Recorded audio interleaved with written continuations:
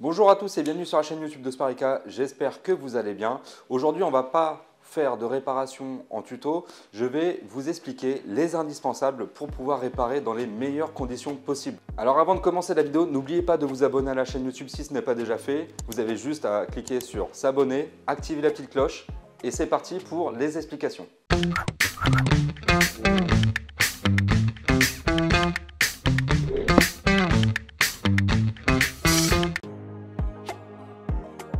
Donc la première astuce que je peux vous partager, bien sûr, ça va être du bon sens, mais ça va être de débrancher électriquement votre appareil avant toute intervention. Et vous allez devoir utiliser des gants. Les gants vont être indispensables, surtout si vous intervenez sur un appareil qui a des tôles qui peuvent être assez coupantes. Et même si vous devez débrancher des connecteurs, au cas où, il faudra vous protéger les mains. Donc l'indispensable, la première astuce, ça va être les gants.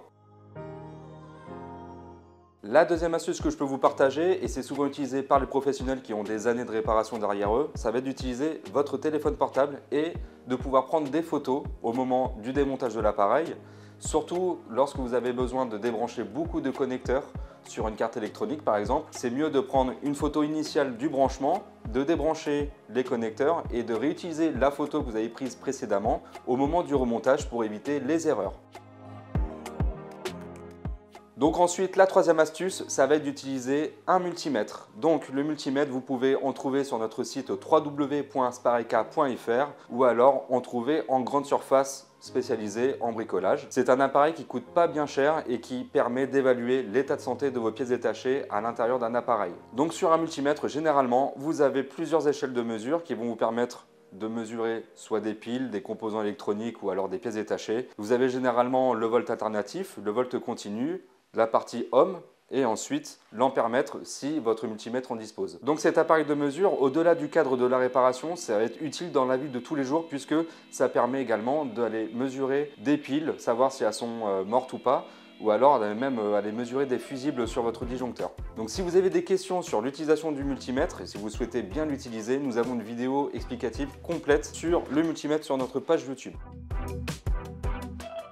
Alors lorsque vous êtes amené à démonter un appareil, il y a aussi une astuce à garder en mémoire, c'est d'utiliser des petits récipients. Donc vous pouvez y prendre des tasses, des gobelets, des verres ou autres pour pouvoir entreposer à chaque fois les vis. Alors vous pouvez faire de deux façons différentes, soit vous allez compartimenter les vis en fonction des étapes de démontage ou alors en fonction de la taille des vis. Donc il faudra faire très attention au moment du remontage et de ne pas mettre une vis plus grande que l'autre dans un emplacement qui ne lui était pas dédié.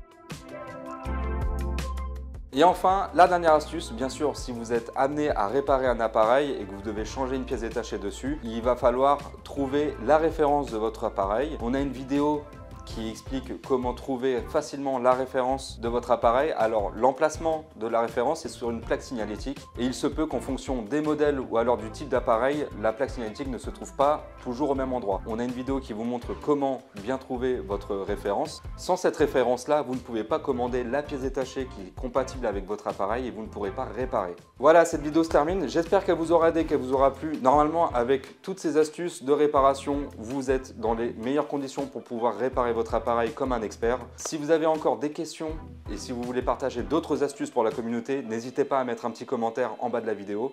Vous laissez un petit like et moi je vous dis à la prochaine sur Spareka.